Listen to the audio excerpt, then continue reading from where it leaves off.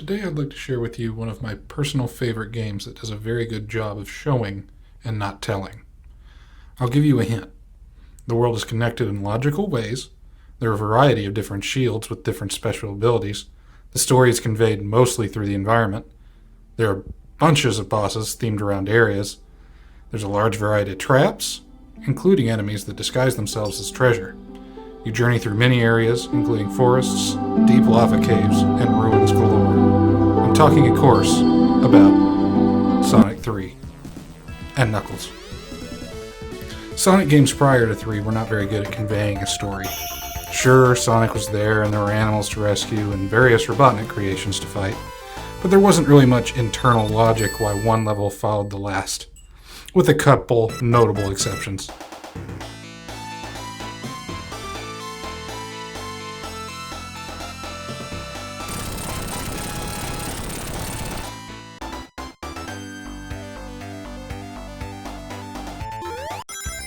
Sonic 2 somewhat improved on the original in terms of storytelling, but only in the last few levels.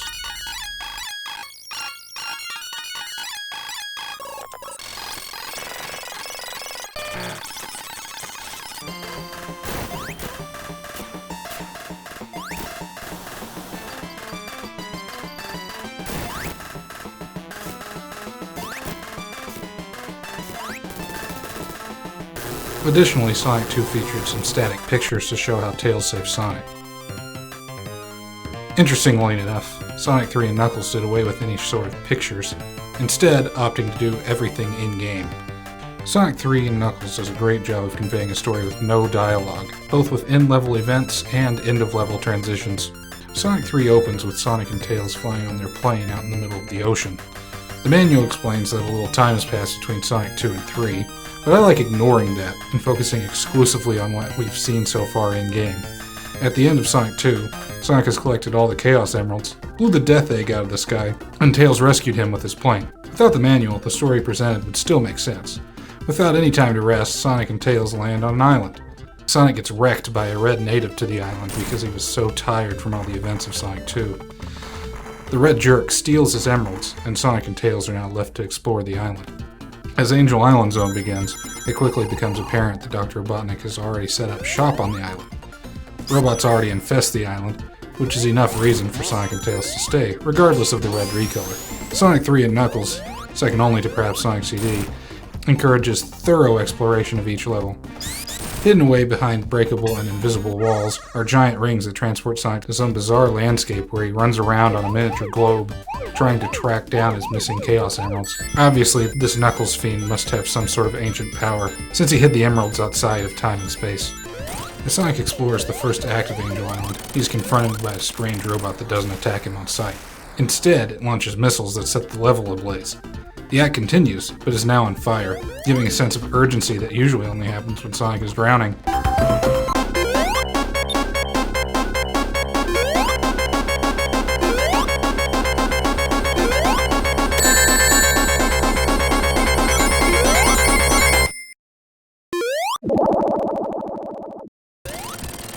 As the act concludes, Sonic will fight the Firestarter robot and continue into Act 2.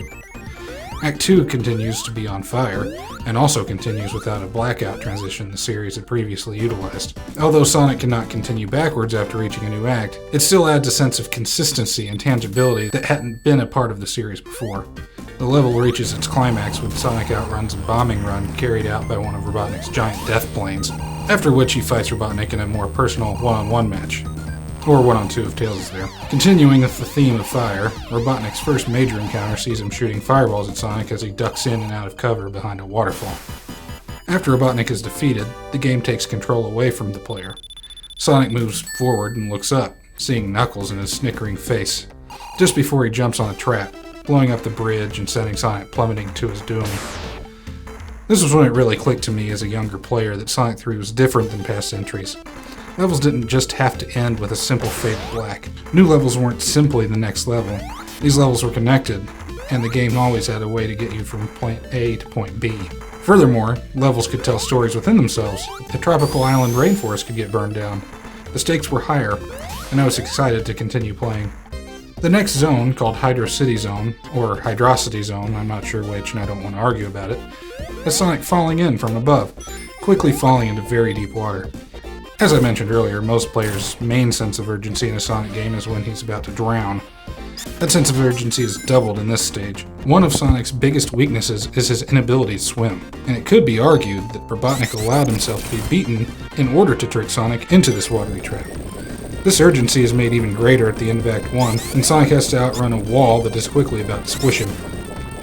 Towards the end of Act 2, Knuckles again plunges Sonic further down into water, but this time Robotnik is waiting for him, using, what else, water-based attacks. Robotnik is eventually defeated as a side effect of his own creation by Sonic, and all seems well with the world. Until a giant water geyser shoots Sonic into the air and lands him in the next zone. Marble Garden Zone is very vertically oriented, and features a lot of very steep slopes. Early on in the first act, Sonic encounters a strange digging machine that simply burrows away from him into a ceiling. He later encounters it again and defeats it, only to shortly thereafter run into Robotnik piloting a similar digging machine. Like before, the digging machine burrows away into the ceiling. This time, the burrowing noise doesn't stop and the level begins to shake.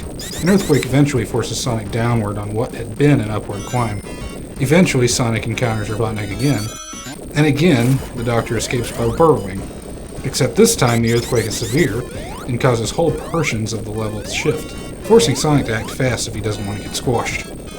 Eventually, he meets Robotnik again, and instead of running away, Robotnik strikes the unstable ground beneath Sonic, causing it to fall away.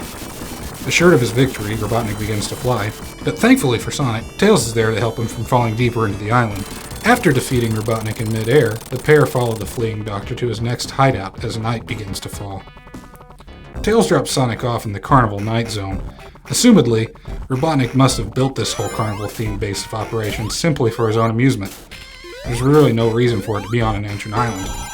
Sonic, finally on the offensive, speeds ahead to try and thwart Robotnik's plans. Admittedly, that's all that really happens in Act 1.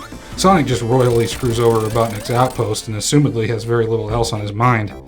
Eventually, Sonic runs into Knuckles, who doesn't have much of a plan outside of turning off the lights, which he does so with much gusto and pleasure. Sonic, apparently having enjoyed his romp through the Technicolor nightmare, eventually turns the lights back on and continues to pop all of Robotnik's balloons. Eventually, Sonic runs out of balloons to pop and encounters one of the most confusing gimmicks in a Sonic game before the internet existed. All logic says Sonic should jump on this, gain some momentum, and repeat until he's able to jump high enough. Instead, this thing requires the player to just press up and down in a funky rhythm that kind of resembles momentum, but not really. Also, there's these weird trampolines that kind of work the way you expect them to, except they remind me of big red tumors or boils or something. They're so gross. Anyways, Sonic eventually figures out the gimmicks and runs into Knuckles again, who again gaily presses another button that shoots Sonic up to fight Robotnik, which at this point I can only assume was Sonic's goal anyway. So, thanks, Knuckles, I guess? So then Sonic fights Robotnik's giant electric marble machine, which seems like as good a boss as any to end on after a Carnival theme stage. After defeating Robotnik and freeing the requisite animals, Sonic throws a tantrum and jumps into a nearby cannon and just lets it shoot him wherever. He doesn't care anymore. If Robotnik can't be bothered to at least have a themed death machine to throw at him, he might as well amuse himself with the Carnival-themed level exit. Sonic very conveniently blasts himself on a snowy glacier, right on top of a rad snowboard, which he enjoys for a short while before careening directly into a wall and getting covered in snow.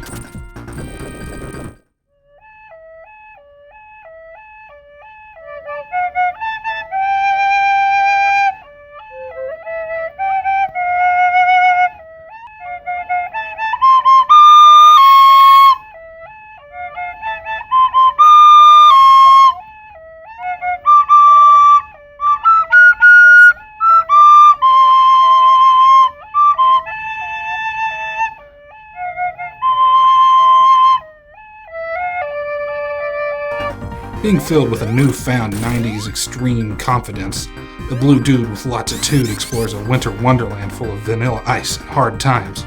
Continuing the cool level, Sonic encounters a snowball machine that really sucks. Eventually he beats it and begins to feel less at ease with his current predicament. He began this adventure with lots of solid continuity, only to find himself in a frozen wasteland that somehow exists on a tropical floating island somewhere. Biodiversity is weird that way sometimes, isn't it? As Sonic is lost in thought, Robotnik appears out of nowhere. Sensing Sonic's impending existential crisis, Robotnik takes pity on the poor spiky rodent and attacks him with an ice-themed death machine. Sonic is overjoyed to find stability in his life again, and promptly blows it all up. Sensing that eventually everything would be alright, Sonic burrows into the snow to continue his path to victory. Sure enough, when he burrows back out, he's at Robotnik's central base of operations, the Launch Base Zone. From that name alone, Sonic is reassured by the continuity returning to the world. This is where Robotnik was trying to relaunch the Death Egg. There it is, right there in the background. Sonic rushes ahead with the goal of stopping the Mad Doctor's master plan. However, Sonic is easily distracted by rides, as evidenced by the Carnival Night Zone. He begins riding teacup spinners that Robotnik strategically placed everywhere. Knuckles, being as clueless as ever, decides Sonic is having too much fun and pushes a button. Just kidding, he throws a bomb into Sonic's funhouse and snaps Sonic out of all his merriment. Sonic then fights a machine that Robotnik had just gotten ready and blows it all up. Sonic wonders why there are 2 other boxes. Sonic continues into Act 2 with renewed determination. This time he would not be distracted by rides. Sonic promptly makes it to Robotnik's newest death machine, which happens to shoot black marbles. Sonic is furious that Robotnik would remind him of his marble death machine at Carnival Night Zone. Why wasn't it the death machine at Marble Garden Zone?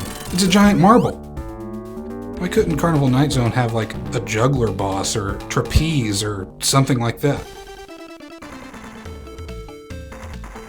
Oh, hi Knuckles. Oh, you're finally living up to your namesake this time. That's cool. Well, see you later. The climax of Sonic 3's whole story had come down to this. Robotnik was launching his base. The Death Egg was going to be spaceborne once again. Sonic couldn't let this happen. Sonic avoids lasers, floating spikes, and more lasers, and quickly shows Robotnik who's boss. Oh no, wait. Robotnik is the boss. And so then Sonic fought one of Robotnik's worst death machines ever. Its grabby metal hands and spiky hat confounded the blue blur, and it looked like it had a jetpack made of hamburger buns. See the sesame seeds? Right there.